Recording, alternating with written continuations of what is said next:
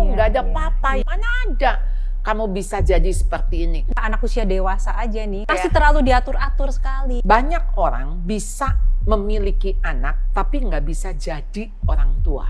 Untuk orang tua mau mempersiapkan sebelum salah kayak tadi Bu, kuncinya apa Bu?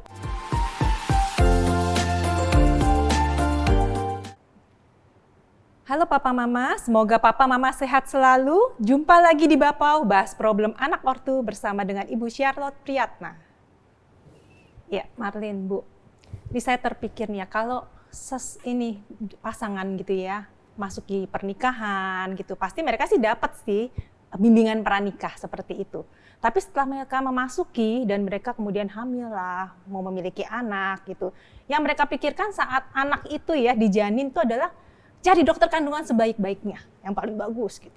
Terus persiapan vitamin, maksudnya segala hal yang kayak vitamin otak, DHA, semua itu yang dipikirkan. Terus persiapan perlengkapan baby gitu loh. Nah tapi mereka kadang lupa gitu. Persiapan parentingnya bagaimana? Ini cara membesarkan anak bagaimana? Terus terang saya yang udah menikah puluhan tahun juga baru berasa sekarang waktu memasuki fase itu, saya tuh kayak blank gitu loh. Marlin begitu nggak kira-kira? Iya, karena kita mungkin sering lupa mempersiapkan, kita persiapin yang ya tadi ya, baju bayi, perlengkapan, tapi bagaimana gedein bayi, anak itu mungkin kita suka lupa ya. Iya, kita jadi bingung ya, meraba-raba gitu Iya. loh. Nah itu gimana Bu Charlotte? Perlukah sebenarnya parenting itu dari awal? Ngaruh banget nggak sih Bu, pola asuh orang tua ke karakter si anak nih, itu sangat berpengaruh nggak? Iya, oleh karena itu ada quotes ya,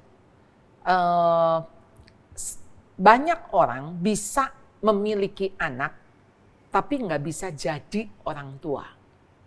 Jadi antara having children dengan being parents, itu dua hal berbeda. Jadi kadang-kadang kita berpikir, kita jadi orang tua, oh yang penting ya, anak itu harus dikasih makan, sehat. Berat badannya cukup. Ya, berat badan cukup. Lalu ya normal lah anak itu, lalu kemudian cari sekolah yang bagus, ya. Lalu apa nih yang bisa merangsang otaknya supaya bisa berkembang optimal. Tetapi orang tua itu lupa ada hal yang harus dibentuk sejak dini, yaitu hatinya anak. Nah, bicara hati, pasti bicara bagaimana perilaku orang tua, intervensi orang tua terhadap si anak. Jadi anak ini dibesarkan, bagaimana cara dibesarkan. Jadi bukan dibesarkan misalnya dengan, wah dia dikasih asupan, makanan yang bagus, mainan yang banyak, sekolah yang terbaik. Berarti bukan soal fisik dan kognitif ya Bu? Iya, tetapi lebih kepada karakter si anak, mental si anak, hati si anak. Jadi bicara sesuatu yang tidak kelihatan nih. Dan itu sebenarnya lebih besar pengaruhnya ya, pola asuh itu ya? Iya, karena nantinya kepada perilaku si anak, kepada keputusan yang diambil. Si anak ini kan waktu menjalani hidup, kita itu harus ingat bahwa hidup dia tuh untuk sesuatu yang ke depan. Bahwa hidup dia, satu hari kita nggak bersama dia lagi. Oh, ketika dia udah nanti Ketika besar. dia besar, dia harus bisa hidup. Bukan hanya hidup untuk dirinya, tapi hidup untuk orang lain. Jadi seperti karakter anak ke depannya seperti apa, kepribadian, bagaimana dia berinteraksi dengan orang lain, itu penting ya. Dan bagaimana dia membuat keputusan-keputusan dari pilihan-pilihan yang ada. Ketika orang korupsi, itu kan pasti dia diperhadapkan dengan pilihan. Dia mau korupsi atau mau tidak korupsi. Pasti ada pilihan itu. Kenapa dia memilih korupsi? Perselingkuhan, ada pilihan. Mau selingkuh atau tidak selingkuh. Nah, apakah karakter-karakter anak ke depan ini nanti tergantung dari pola asuh orang tua Bu? Atau Dipengaruhi. Dipengaruhi. Walaupun tidak 100%. Walaupun gitu ya. tidak 100%. Bisa nggak dari lahir Bu misalnya? Dari lahir dia memang bawaannya anak baik, curang atau baik gitu Bu? Jadi ketika anak lahir, anak itu membawa natur dosa. Iya, jadi kita semua kita dilahirkan dalam dosa. Jadi bukan semua anak kertas putih ya Bu? Tidak ada. anak kertas putih. Kalau anak kertas putih, saya punya 3 anak dengan cara yang sama akan menghasilkan karya yang sama. Ya sama kayak kertas putih kita gambar yang sama aja. Ya paling beda-beda dikit gitu kan, tapi kita gambar yang sama. Jadinya kan hampir sama dong. Tapi kenyataannya punya 3 anak berbeda. Padahal pola asuhnya sama. Iya, pola asuh, treatment yang kurang lebih lah hampir sama. Wong di dalam keluarga, lahir dari perut ibu yang sama, punya bapak yang sama, di dalam rumah yang sama. Tapi kenapa kenyataannya berbeda? Jadi kita melihat bahwa anak itu bukan kertas putih. Anak itu kertas berwarna. Anak itu juga bukan kertas, kita katakan HVS begitu ya. Bukan. Tapi ada kertas yang tipis seperti tisu. Ada kertas yang tebal seperti karton. Lalu ternyata kertas-kertas ini membawa robekan-robekan. Ya, ada cacat-cacat. Karena natur dosa itu ya. Karena natur dosa. Jadi kita harus melihat bahwa keunikan setiap anak itulah gift dari Tuhan. Tergantung sudut mana kita melihat. Sehingga kita tidak boleh membandingkan, apalagi mempertandingkan. Oh, Koko lebih bagus, Cici kurang, dan sebagainya. Betul. Karena keunikan setiap anak. Oleh karena itu, pola asuh yang diberikan kepada setiap anak juga harusnya berbeda. Jadi nggak ada yang ideal, harus begini gitu Bu, ada nggak? Iya, jadi ketika seorang anak nih, misalnya anak yang keras, bagaimana style parenting orang tua? Ya, apakah dia bisa keras juga? Nggak bisa, batu ketemu batu mental. Batu itu mesti ketemunya kapas. Jadi kalau style yang otoriter itu sebenarnya betul nggak sih Bu? Atau sebenarnya ada baiknya juga gitu? Sebetulnya ketika otoriter itu kita harus membacanya bahwa orang tua harus menunjukkan otoritas, tapi itu di fase-fase awal kehidupan anak. Jadi waktu anak-anak masih 0 sampai 5 tahun. Jadi sebenarnya dibutuhkan juga ya? Yes, dibutuhkan. Ini bukan bukannya orang tua ikut anak, mestinya kan anak ikut orang tua. Kenapa? Karena anak belum mengerti, anak belum punya pengetahuan, anak belum punya pengalaman, sehingga dia nggak tahu mana ini bahaya, mana yang jelek dan sebagainya. Kan dia cuma ngelihat misalnya permen, aduh warnanya cakep, bagus, aku pingin permen itu. Tapi kan kita tahu itu permen plastik, ya kan? Misalnya ya. Nah ketika permen itu berbahaya buat dia, pasti kita mencegah.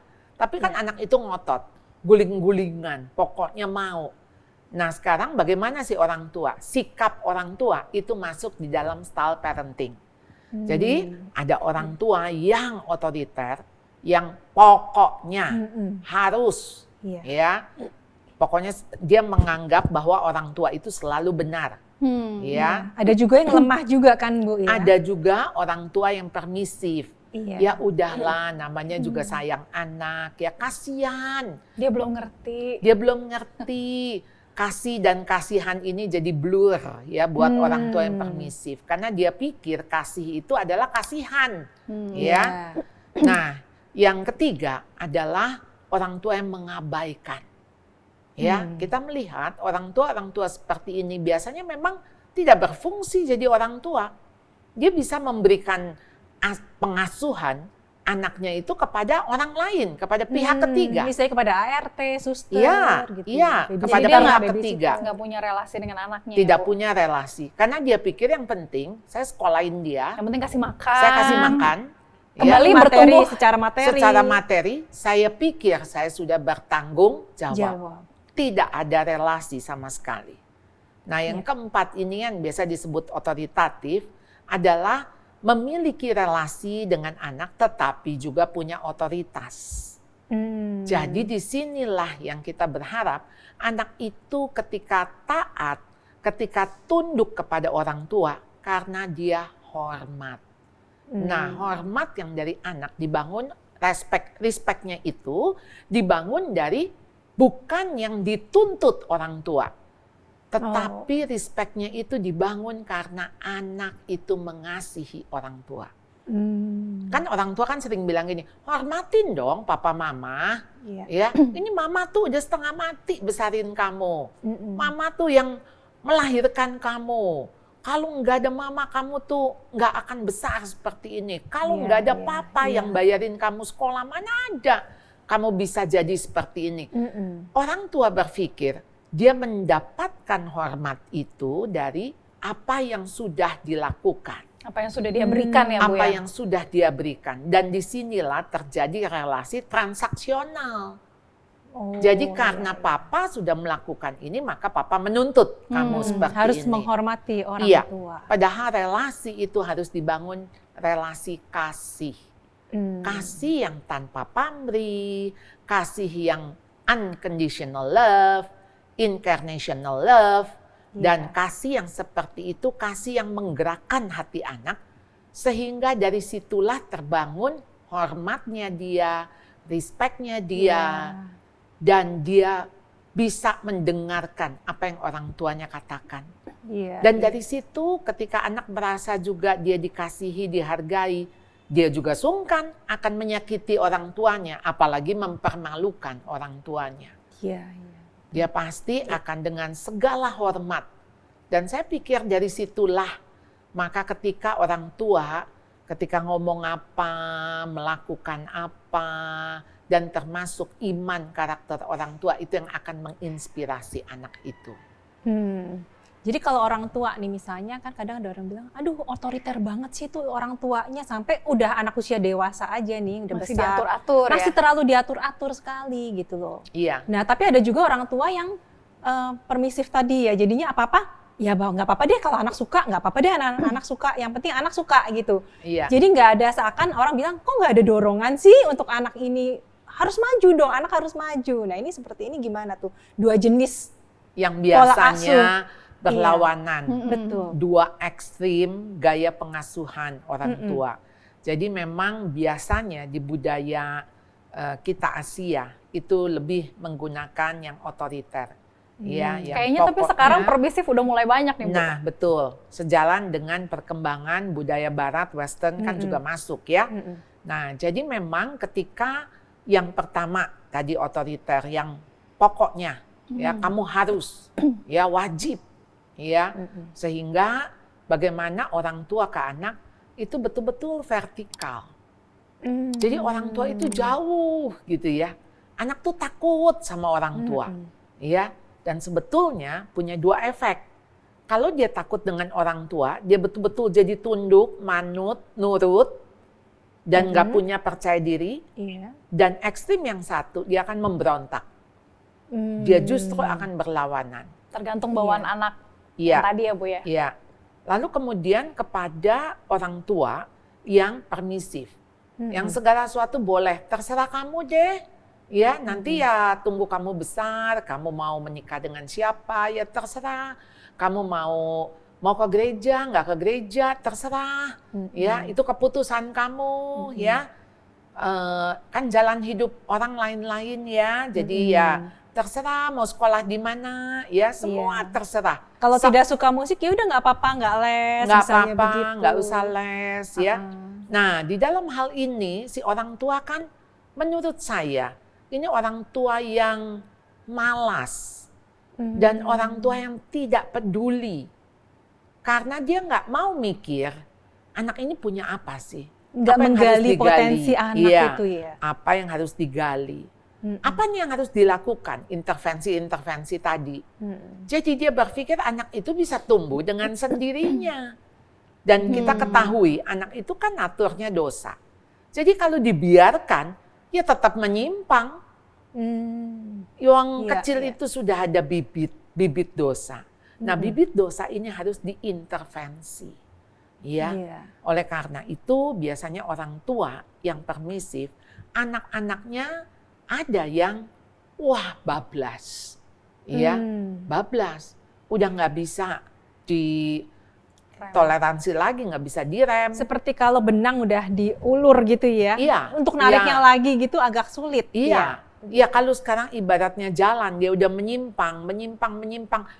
Kita nggak mungkin tarik balik kan, ya, nggak bisa disuruh mundur, ya, dan nggak bisa bypass, ya, kayak kita salah masuk jalan tol, kan kita Iya, nggak harus bisa, lanjut, harus lanjut, lalu keluar lagi tol itu harus muter muter lagi. lagi. Kira-kira itulah energi yang kita harus lakukan untuk memperbaikinya.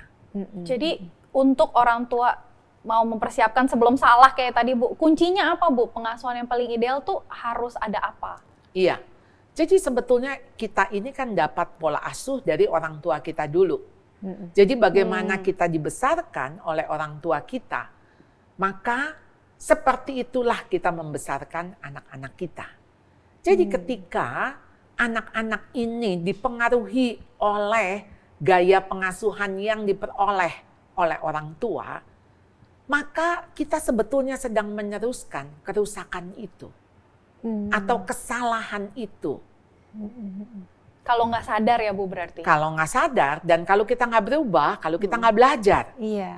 Oleh karena itu, kenapa kita harus belajar parenting? Kalau kita mengatakan bahwa saya yang ngikutin orang tua saya dulu juga menghasilkan kami nih anak-anak yang baik-baik kok. Padahal zaman berubah. Padahal zaman berubah. Dan anak-anak juga berubah yang zaman Betul. sekarang Iya. ini gitu loh. Kita lahir di era abad 20, ya. Lalu kita lahir semua dibesarkan di tahun 1900 sekian. Tidak ada internet, tidak ada Nggak ada. email, tidak ada sosmed. Nggak ada gitu ya. sosmed. Oleh karena itu, ketika sekarang berada di abad 21, yang anak-anak lahir tahun angka depannya saja sudah angka 2, bukan angka 1 lagi, sudah beda zaman, maka beda sekali tantangan. Beda generasi, beda kondisi. Iya. Sehingga tidak bisa lagi pakai pola yang lama, oleh karena itu kita harus belajar. Kita harus belajar sekarang ini mengikuti kondisi zaman yang ada, melihat perkembangan anak-anak yang ada, ya kembali tadi tantangannya berbeda, kondisinya berbeda, dan tidak bisa lagi mengatakan begini pasti baik, ya, yang seperti ini pasti oke, nggak bisa. Karena sesuai dengan anak juga ya, kan Iya. anak punya Dinamikanya ini. sendiri, Iya, betul. perubahan hari ke hari, dia berteman dengan siapa, dia melihat apa. Jadi menjadi orang tua zaman sekarang lebih sulit daripada Harus terus orang belajar. tua lebih dulu, yang Harus dulu. terus belajar Karena ya. harus terus belajar. Dan itu yang dikatakan juga oleh James Dobson, dia katakan makin ke bawah, artinya maksudnya anak-anak kita nanti ketika dia membesarkan cucu kita juga lebih sulit. Jadi cucu kita membesarkan cicit kita juga Lebih lebih sulit. sulit. Karena Tantangannya semakin banyak. tantangan semakin besar, kita melihat juga dosa juga luar biasa. Jadi memang bagaimana tidak mau belajar, pasti kita akan kelibas oleh zaman ini. Jadi orang tua harus mengingatkan anak-anak ya kalau bisa memulai parenting sedini mungkin ya. Itu Iya. ya. Intinya Jadi mereka membesarkan anak tuh benar-benar punya dasar yang baik benar-benar gitu ya. harus belajar. Iya. Mempersiapkan kelahiran ya. Mungkin kita belajar ya produk bayi mana yang paling bagus. Termasuk parenting itu ternyata sekarang Penting, ini lebih jauh lebih penting penting sebenarnya. betul. Bicara menjadi orang tua adalah bicara tentang panggilan. Ketika kita diberikan peran sebagai orang tua, kita harus melakukan fungsi sebagai orang tua. Itulah parenting. Parenting itu penting bagi kita semua yang dipanggil menjadi orang tua. Papa Mama, supaya program Bapau semakin menjadi berkat, jangan lupa like, share, dan subscribe. Ikuti episode Bapau selanjutnya tetap di berkathidup.net.